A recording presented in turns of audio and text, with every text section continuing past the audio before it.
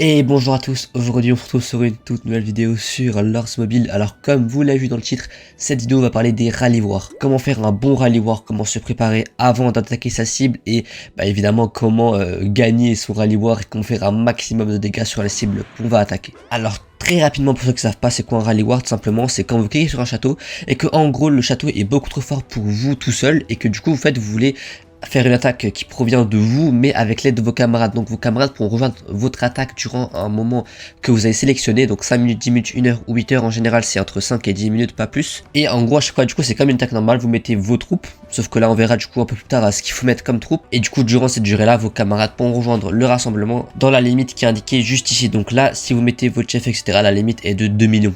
Alors la première chose à faire pour se préparer lors d'un rally war déjà ça va être tout simplement d'espionner la cible. Alors voici un exemple que j'ai pris au hasard. Donc voilà, j'ai espionné une personne du coup qui est dans une situation réelle d'un mec qui a oublié un bouclier et qui peut potentiellement se faire rallye. Alors du coup les premières choses que vous allez regarder lors de ce rapport de combat, ça va être simplement déjà les héros. Les héros, s'il a mis des héros catapultes dans sa line-up de héros, déjà on sait que c'est un mec qui aura des stats en moins. Si le gars a mis des héros qui donnent des boosts d'entraînement etc, en fait plein de héros inutiles qui sont en aucun cas plaçables dans une line-up, s'ils sont là déjà c'est un bon signe, genre là déjà lui il a rien à faire ici. Ensuite on regarde les familiers, si les familiers sont de niveau 2 en général ça va pas être des très bons familiers, ce qui va surtout interpeller s'il y a des familiers niveau 5 ou 4, déjà là il faudrait un petit peu plus se méfier au niveau des stats. On va regarder les PV de rempart aussi parce que ça va être très important au niveau des remparts, je vais en parler juste après. Au niveau des pièges, ça c'est pas forcément très important et surtout le plus important c'est la composition, savoir un petit peu ce qui va marcher en fonction de la compo qu'on va envoyer, mais ça directement on le verra juste après. Et moi pour moi ce que je dirais plus important ça va être déjà les troupes qui sont placées à l'infirmerie, donc là les blessés. Parce que ça va être très important de regarder ça. En gros les blessés c'est le nombre de troupes qu'il y a à l'infirmerie et il faut bien retenir le nombre de blessés à chaque fois. Donc une fois que vous avez toute l'information du château etc, ce qu'il faut faire c'est déjà casser le mur. Alors pour casser le mur, il n'y a pas besoin d'une composition très poussée, le plus important c'est qu'il faut des catapultes pour défoncer le mur. Alors pour avoir vos meilleures chances de votre côté, ce que je vous conseille de faire c'est de mettre des héros du coup de type catapulte. Donc il y en a 3 en free to play qui donnent des boosts de catapulte et après le reste vous mettez des héros un petit peu au pif, moi j'ai mis lui, voilà vous validez. Et ensuite vous mettez, moi j'ai pas beaucoup de catapultes mais ça par exemple ça suffit largement pour détruire un mur de 2 millions de PV, donc là vous mettez toutes vos catapultes. Donc voilà les compositions qui pourraient passer. Après ça dépend évidemment des PV d'un rempart. Ce que je vous conseille de mettre c'est que vous pouvez mettre un maximum de catapultes, genre dans les 150 000 facilement, mais moi comme j'en ai plus beaucoup, qu'il y en a beaucoup qui sont morts, comme j'ai fait pas mal de rally war récemment, il faut que j'en refasse. Vous pouvez aussi mettre bien évidemment des catapultes T4, ça ne sera que plus efficace évidemment. Mais moi j'ai que du T3 malheureusement, donc voilà ce que je vous conseille de faire c'est de mettre un maximum de catapultes pour avoir toutes vos chances de casser les murs directement en un seul coup. Et pas à chaque fois faire plein de coups et maximiser les chances que le mec se connecte et mette un bouclier. Une fois que le mur est cassé, comme sur l'exemple, donc vous voyez que le PV rempart est à 0 sur son nombre de PV, donc ça veut dire que le mur est cassé. Vous allez descendre un petit peu et regarder le nombre de blessés. Donc là on remarque qu'il y a eu des blessés supplémentaires. Avant il était du coup à 2600 et il n'avait pas ses archers T1, il y avait uniquement ses petits T4 juste ici. Et là il y a des T1 qui sont ajoutés en archer. Et c'est ça qui va nous intéresser en fait, ces troupes là, ça veut dire qu'en gros ces troupes là étaient en première ligne, et comme à chaque fois ce sont les troupes qui ont le plus bas niveau qui meurent en premier, c'est logique que ce soit des T1, et comme c'est des archers du coup ça veut en gros dire que les archers étaient en première ligne.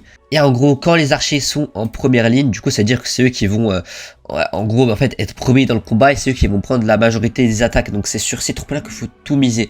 Et du coup en fait quand la personne est en formation du coup archer devant, ce que vous pouvez faire déjà c'est soit attaquer du coup en phalange infanterie par exemple, car l'infanterie est meilleure que les snipers, ou bien plutôt miser tout sur une rangée. Donc en gros là du coup comme c'est en première ligne des archers, vous allez tout miser du coup sur les infanteries qui sont protégées par les troupes devant.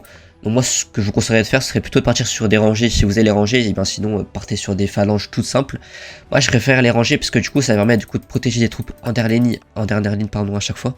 Du coup bien évidemment vous faites ça à chaque fois pour chaque type de troupe. Imaginons qu'en fait le maga en face a perdu par exemple 1000 de cave T1, ça veut dire du coup qu'il avait une formation où les caves étaient du coup en priorité. Ça veut dire que vous allez jouer soit en phalange archer, soit en rangée cavalerie. Donc rien qu'avec juste cet indice des petits T1 qui ont été rajoutés dans l'infirmerie, vous allez déjà prendre un énorme avantage sur le mec qui va se faire rallye, car du coup vous allez directement avoir l'avantage de la bataille dès le début et vous allez pouvoir faire un maximum de dégâts. Et du coup maintenant qu'on sait sur quelle troupe faut tout miser, c'est très simple en fait, vous avez juste à mettre à chaque fois le stuff qui correspond. Donc imaginons du coup on part de mon exemple que ce soit des archers dans l'infirmerie, vous mettez tout en infanterie, du coup ça veut dire que quand vous allez attaquer, vous allez partir en stuff infanterie. Au niveau des talents, c'est la même chose, vous misez tout sur l'infanterie, vous ajoutez à chaque fois du PV d'escouade et d'attaque d'armée dans les talents. Donc là, vous mettez à chaque fois full PV escouade, full attaque d'armée et vous mettez full attaque d'infanterie, ça c'est le plus important. Ensuite, vous vous assurez bien évidemment d'avoir un leader dans votre prison. Pourquoi? Parce que les leaders, c'est des pourcentages d'attaque gratuitement. Là, vous pouvez voir que j'ai un leader niveau 58, donc c'est pas niveau 60, mais ça me donne déjà 23% de boost d'attaque de troupes. Donc c'est vraiment énorme, juste avec un leader 58 qui peut se trouver n'importe où sur des AFK. 23% de plus, si vous n'avez pas de leader, c'est très simple, vous dites à un pote de quitter la guilde et de vous donner son leader niveau 60, ça va vous donner des boosts d'attaque vraiment très importants. Donc là, remarque que si c'est un chef niveau 60, vous avez 30% d'attaque d'armée en plus. Évidemment, vous n'allez pas garder le chef de votre pote enfermé définitivement. Dès que vous avez fini votre rallye, vous lui redonnez son chef, bien évidemment. Et aussi à ne pas négliger l'hôtel, ça c'est très important. Après, je sais que c'est beaucoup moins accessible pour les free-to-play. Alors pour activer les boosts de l'hôtel, c'est très simple. En gros, vous prenez par exemple ce chef-là et vous l'exécutez avec une licence pour tuer. Et en gros, du coup, ça va activer les boosts de l'hôtel. Donc, des boosts juste ici qui sont vraiment pas à négliger si la cible est très grosse. C'est vraiment des boosts qu'il faut avoir de ce côté pour prendre un maximum d'avantages. Bien évidemment, avant d'attaquer, on n'oublie pas les petits boosts d'attaque, 20%, 50%, c'est vous qui voyez. Voilà, ça dépend du cible et du calibre. Si vous voulez tout miser de vos côtés, vous pouvez mettre un plus gros boost. Moi, en général, je mets des 20%, pas besoin de mettre 50%, surtout que là, j'en ai plus. Donc maintenant, je vais montrer un petit peu une formation qu'on peut faire. Du coup, on part du même principe que dans l'infirmerie du mec qui avait du archer T1. Donc en gros, on va partir sur de l'infanterie en rangée. Ce qu'on va faire, c'est que déjà, on va mettre du coup des héros pour l'infanterie. Donc on met du coup des héros qui donnent des boosts à chaque fois. Donc tac. Et après, moi, j'ajoute un petit héros qui donne des boosts d'attaque d'armée. Donc par exemple, lui.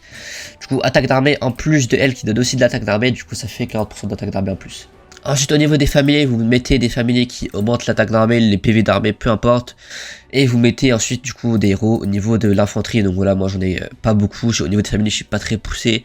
Mais voilà, des 3 qui peuvent être dans la composition. Ensuite, moi, en général, ce que je mets dans des rally wars, ça va être 200k de mes troupes les plus hautes. Donc vous, ce n'est pas de T5... vous pouvez mettre 200k de T4, à vous de voir si les T3 sont acceptés dans vos rallyes, si vous jugez que ça peut le faire, etc. Après, si la cible est trop grosse, je vous conseillerais pas forcément de mettre du T3 ou beaucoup trop de T2, donc voilà. Ça à vous de voir si vous voulez des pertes ou pas au niveau de vos T4, enfin au niveau de vos plus hautes troupes. Moi, évidemment, comme c'est des T5, j'ai pas envie de perdre mes T5, du coup, je mets pas full T5. Et ce que je vais faire, du coup, c'est que je vais faire 45 000 de mes infanteries T4, donc pour que ça soit utilisé comme tampon, et que ce soit eux qui meurent pour la plupart. Et ensuite, ce que je vais faire, c'est que je vais mettre, hop, 2500 de troupes là et 2500 de troupes là. Comme je suis en rangée, j'aimerais que ces troupes là soient des tampons et qui prennent les premières salves d'attaque des troupes ennemies pour qu'elles puissent attaquer librement les premières secondes de la bataille. Donc voilà un petit peu une composition qui peut être utilisée lors d'un rally war en fonction de ce que l'ennemi a pour phalange ou bien rangée. Donc là on part du principe que le mec a pour phalange ou rangée des snipers en première front. Donc moi ce que vous avez remarqué que je vous conseille de faire, ça va être à chaque fois de faire du monotroupe. Ne faites pas de mix de troupes. Je vous conseille pas vraiment de le faire, c'est pas forcément très utile à part contre les très grosses cibles qui tapent facilement des 20 millions de troupes. Mais sinon je vous conseille vraiment pas de faire des mix, je vous conseille vraiment de faire des monotroupes, de tout miser à chaque fois sur les stats d'une seule troupe pour faire un maximum de dégâts. Et ensuite évidemment, si le mec vous n'avez pas achevé en une seule attaque, à chaque fois, il faut s'adapter en fonction de la phalange qu'il avait. Donc, imaginons que le mec avait des snipers en première ligne. On va partir un petit peu sur un modèle comme ça.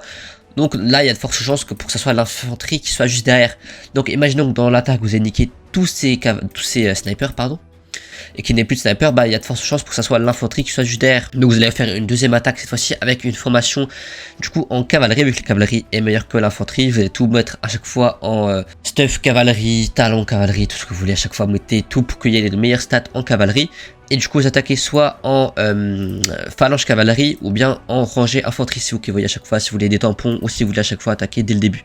Et du coup, vous répétez ce processus jusqu'à qu'il ne reste plus aucune troupe. Après, évidemment, il faut faire preuve de bon sens et un petit peu de réflexion. Imaginons par exemple que le mec, il lui reste 250k de sniper et après derrière 1 million de cavalerie. Vous n'allez pas faire une attaque en infanterie parce qu'il y a de fortes chances que vos infanteries, ils roulent en 2 secondes sur les snipers et qu'après, ils se fassent défoncer par la cavalerie. Donc dans ce genre de situation là, je vous conseillerais vraiment d'attaquer du coup priorité en sniper, parce que même s'ils vont un petit peu galérer en premier temps contre les snipers en première ligne, après contre la cavalerie ils vont juste tuer tout le monde. Là c'était un petit exemple pour vous mettre en garde en fait de ne pas à chaque fois mettre une troupe qui contre la première troupe en première ligne, parce que si ça se trouve en fait la première ligne il y a genre 10 000 troupes en première ligne et vous allez lui rouler dessus en 2 secondes et après derrière ça va être une troupe qui va vous défoncer vos troupes que vous avez mis en première ligne. Donc là au final vous allez avoir énormément de pertes. Donc à chaque fois, il faut bien adapter, bien regarder en fait les formations, dans quelle formation il peut être, qu'est-ce qu'il y a derrière, qu'est-ce qu'il y a devant, etc., etc. Donc voilà un petit peu le rallye qu'on a fait sur ce joueur-là que je vous ai montré juste avant. Donc bien évidemment, notre théorie était correcte, il était bien en phalange archer. Phalange archer, du coup, on attaquait en range archer car l'infanterie était en dernière ligne et qu'on pouvait mettre des tampons devant. Donc là, évidemment, on remarque que le mec s'est fait défoncer, 5 millions de morts. De l'autre côté, ça a été plutôt pas mal. Voilà, évidemment, il y a quand même énormément de pertes, mais pour un rallye war, c'est très correct. Vu au nombre de pertes qu'il a reçues, c'était vraiment un bon rallye que le mec a fait. Au niveau de la formation, du coup, on remarque qu'il y a une formation uniquement d'infanterie. Donc là, infanterie T5, infanterie T4, il y a eu des catapultes. Il y a eu aussi de l'infanterie T2 pour ceux qui veulent protéger leur T4, mais je tiens à dire aux personnes qui souhaitent protéger leur T4, ne mettez pas trop de T2 parce que ça peut vite encombrer le rallye. Ne chargez pas trop vos rallyes de T2, voilà. À la limite, ce nombre-là est correct, mais si on commence à dépasser les 300 000 de T2, ça peut vite partir n'importe comment. Au niveau de la formation, on était bien du coup en infanterie, du coup les héros en infanterie et les familiers en infanterie. Ensuite on a fait un deuxième rallye en rangée infanterie cette fois-ci parce qu'on a défoncé tous les archers et que du coup il restait plus que l'infanterie. Du coup on a lancé en rangée d'infanterie du coup pour avoir la cavalerie en dernière ligne et du coup avoir les tampons devant. On regarde que du coup ça a bien marché. Le mec s'est presque fait 0 du coup juste avec ce rallye là. Les pertes ont été du coup minimisées à un maximum, il n'y a eu presque aucune perte de ce côté là. Au niveau des héros, on regarde bien du coup qu'il y a eu des héros cave et du coup les familiers pour la cave. Au niveau de la formation, on a bien été sur uniquement de la cavalerie avec des tampons T2 ou T4 à chaque fois. Et voilà, après le mec n'a pas survécu, le mec s'est fait totalement défoncer. Et du coup bah voilà comment on fait un petit rallye war sur un joueur, même avec 15 millions de troupes qui peut paraître quand même beaucoup. Bah, le mec n'a pas survécu à 2 rallyes. Évidemment, il peut y avoir des rallye war avec énormément plus de troupes que ça, il peut y avoir des rallye war avec des mecs à 40 millions de troupes, ça c'est totalement possible, mais dans l'optique ça reste un petit peu la même chose, c'est un petit peu les mêmes choses qu'il faut faire et s'adapter de la même manière à peu près.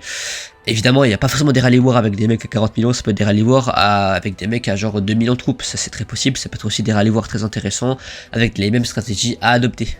Donc voilà, j'espère que cette vidéo vous aura aidé un maximum, j'espère vous avoir été le plus utile possible au niveau des rallye wars et j'espère que grâce à cette vidéo vous n'aurez plus peur de lancer des rallye wars et que vos rallye wars feront un maximum de dégâts sur les gens et que vous aurez un maximum de kills en plus et que vous pourrez bien évidemment aider vos potes qui souhaitent aussi lancer des rallye wars en partageant la vidéo, même en leur expliquant via le chat de guild ou en message privé. J'aimerais aussi vous dire qu'il y a mon serveur Discord qui est en description de la vidéo où il y a une tonne de tutos sur chaque bâtiment, sur chaque composition de troupes, etc. Une tonne de tutos pour tous ceux qui souhaitent s'informer sur le jeu de manière générale. Vous pouvez aussi poser des questions dans le chat et bien évidemment je pourrai vous répondre ou même en commentaire de cette vidéo. Et du coup bah je vous dis à la prochaine pour une nouvelle vidéo. Ciao.